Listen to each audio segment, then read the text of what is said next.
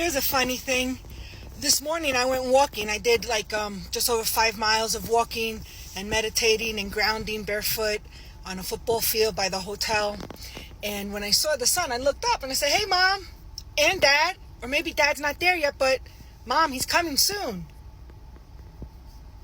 I feel things. I know things.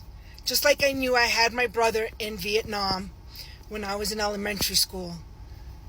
I knew it, and now I knew my dad was dying. And then 3 days ago, I wasn't feeling well. I felt really sick, and I was just pretty much stuck in bed. And then it felt better 2 days ago, so I got into the hotel, and I felt on and off. And then yesterday, I didn't even want to eat. I didn't want to eat because I didn't know what the heck was going on with my stomach. I was like, what the heck? So I didn't really want to eat 2 days ago. So then yesterday, I said, well, I better eat something. So I went ahead and got some chicken salad and then some wings. And that went down pretty good.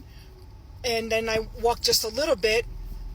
But now that I know my dad died 2 days ago, I'm thinking I was feeling my dad stuff, I really liked it being with my dad and hanging out with him. That's why I started those me and my dad stories. So here goes one story from, I was in 8th grade. So that's 83, 84. And my dad was working on my mom's station wagon in the garage. I liked watching my dad. We didn't grow up with him for 8 years while my mom and him was separated. So 8 years, I didn't have him every day. So he was working on my mom's car. He was doing the muffler. It was almost winter, I guess. I remember it being cold because he had the garage doors closed. And I kept staying there with him. He says, go away. You don't need to be in the garage. You're a girl. I'm like, well, I don't care. I kept staying there. I wasn't listening to my dad. And so now he's under the car and fixing the muffler. But when, you can't have, all your tools with you. And he needed a tool. And I was sitting there watching him just, squat down, watching my dad underneath the car. You okay, Dad? You okay, Dad? And then he finally says, Melly, can you help me? He knew what drawer. He knew precisely where his tools were. And so he asked me to go and check this out, the 18-wheelers. I'm making them go around me. Crap out. I better get the hell out of this spot. There's already 2 or 3 of them. So, I stood there long enough knowing if I stood long enough, my dad would need me and I'd be right there, right on time to help him. And I was. I helped my dad again, So it was just something about my dad that I think it was all his own church stuff that he was, it seemed not as bad as my mom. My mom was the more aggressive and physically violent, where my dad was the passive aggressive, so it wasn't that good. And then I realized my behavior was like my dad. When in 2016, when I lived there for the last time, 2016, well, not the last time, 2018 I lived there last, but 16 I was there, and I had an argument with my dad kind of thing, and I saw his behavior, and it was me. Whoa, I was blown away. I only lived with my dad 4 years, from 13 to just before my 18th birthday. I didn't realize how much I was my dad. And it broke my heart that the way he was talking to me was how I talked to all my relationship, all my girlfriends or wives, so it felt really sucky. And it just amplified on how much more I needed to do my healing, my self-love,